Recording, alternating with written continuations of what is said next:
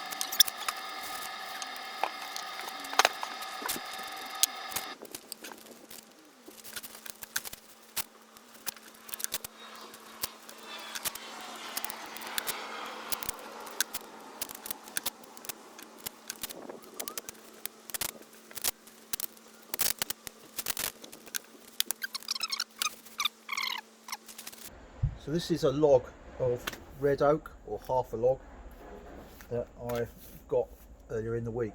So I'm going to try now and mark it out and cut it up ready for turning. So it's quite heavy. It's about 400 by 400. You can see I've marked a centre on it earlier, and I've put a curve on it. I've put a circle on it.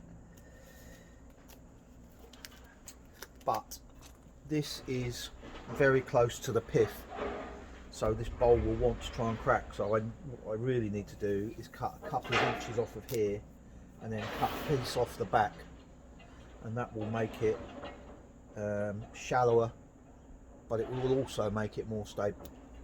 So I'm going to take this off and mark it out and cut it down. So I've uncovered it. You can see how close to the pith this has been cut. There was a shake running through this when it was cut, so that's where I asked the guy to cut it, and he's done a good job, I've got to say. So now I'm going to cut this back probably, I don't know, maybe 2 inches, inch and a half, something like that. Yeah, probably something like that. And then also we'll cut across here to take some of the weight out of it, and it will still make a nice shallow bowl, I think. And it will be, like I say, this is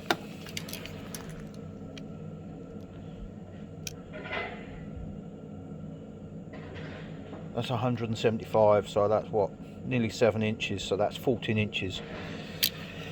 So it'll be slightly smaller, which will be a shame, but I don't want the bowl cracking because it's very green. It will crack, so I'm going to try and do that now.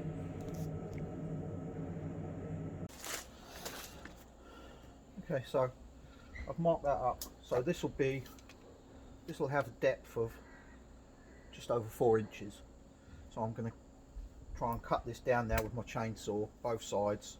So I've got that, and then I can put another centre on it and see what we're left with. It won't be as deep because this, you can see, that kicks in there a lot. So that's gonna shift my centre over, but that's okay. And then after I've done that, then we'll mark another circle on it, and then we'll cut it down to try and get it balanced on the lathe.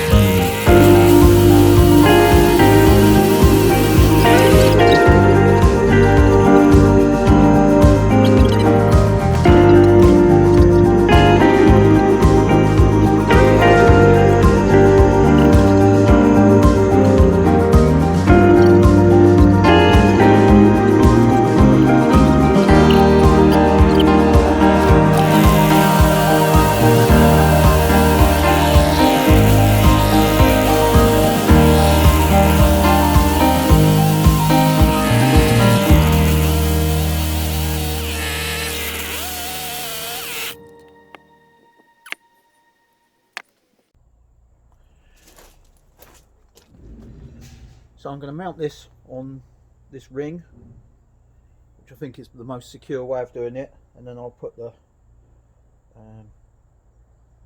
drive on the other end as well. So I'm just going to screw this in.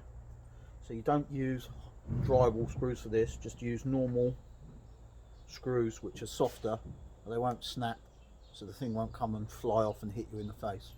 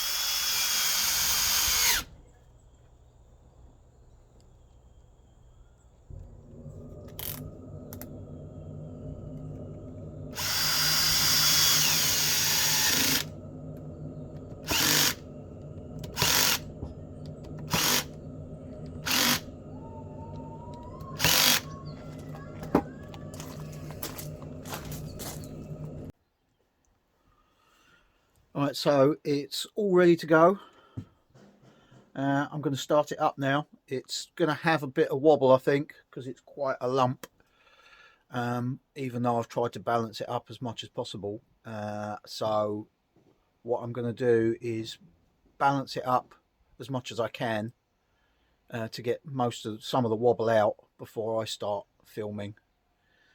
So because I just think the camera will shake about and you'll all get seasick. In the end, I decided that I would set the camera up outside so that I could reduce the shaking. You can see how much the tailstock and my little LED overhead light are shaking from this frame. If I was to do this again, then what I would do was I would smooth down the other face where I put that ring on, because I didn't do that and I think it was slightly distorted, slightly bent, and so even when I managed to get the timber round and smooth, I was still getting vibration issues, and I think that's because it wasn't sitting quite true in the chuck, and so there was always a little bit of wobble.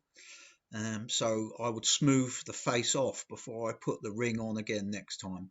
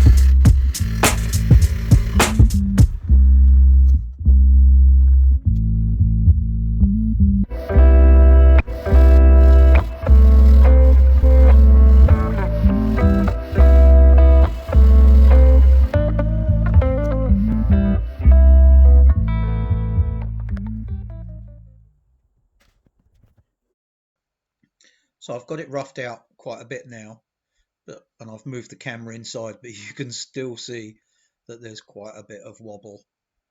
I'm also using a new Irish grind bowl gouge, which is a 3/8 bowl gouge that I got I think I got it at Christmas.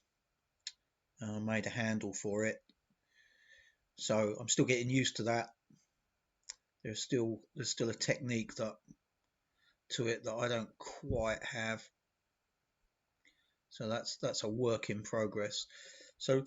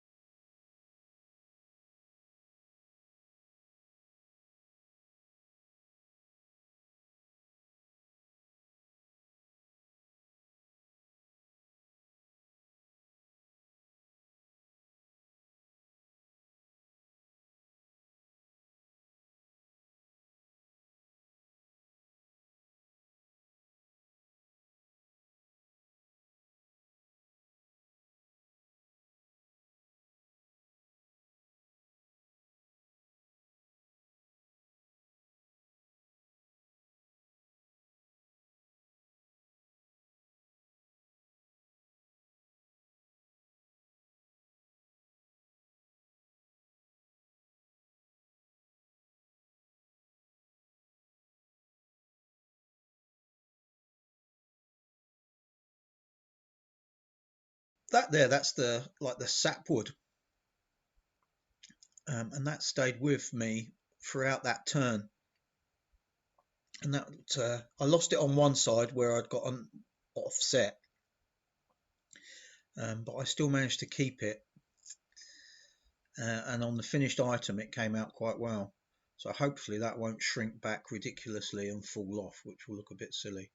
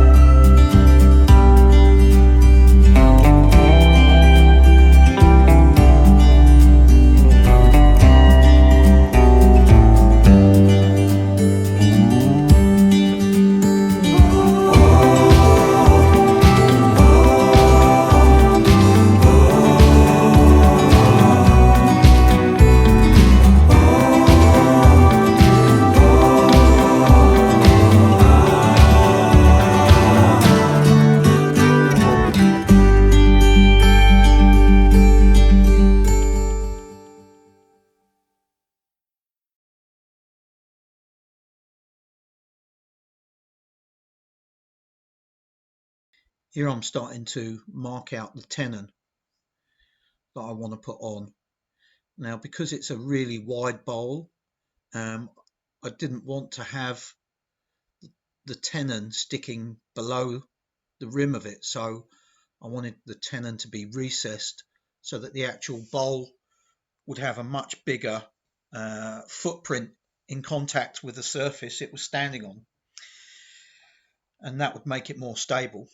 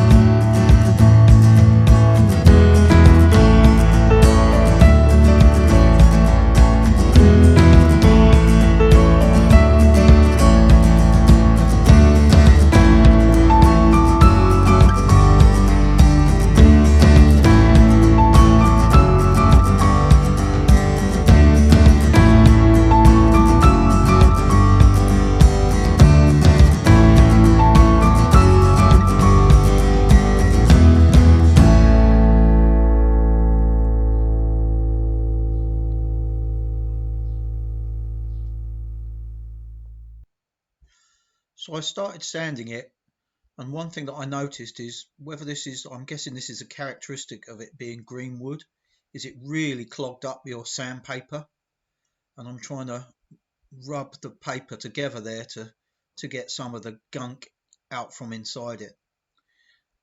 So I was a little bit premature probably in sanding it, but it worked out fine in the end.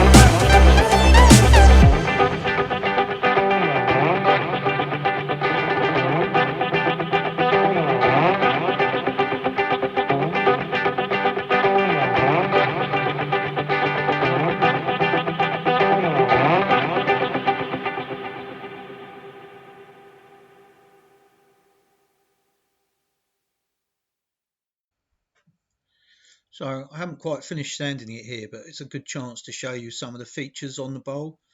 So there's a little bit of sapwood there, and there's a nice, almost like a moon shape there, which stayed on that bowl. The end grain was quite hard. There seemed to be, we used to call them medullary rays, but it was quite hard to keep the end grain smooth. You can just see it on the tops. So I carry on sanding here, and then I'll put some finish on it, which I'll tell you about next time. I'm going to start wrapping this up now, and then next time I will show you what happened on the inside. So I'm going to try and put the video out this weekend to show you how that went, so that you get the whole picture, and there's a bit of a twist at the end of that. So make sure you watch that to see what happened in the end. Alright, thanks for watching. Don't forget to like and subscribe, and I'll catch you when we finish the inside off.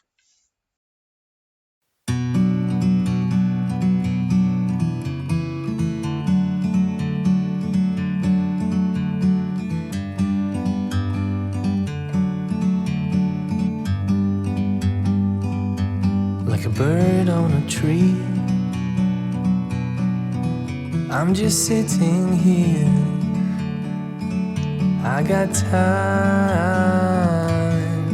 it's clear to see. From up here, the world seems small. We can sit together, it's so beautiful. You and me, we meant to be in the great outdoors, forever free.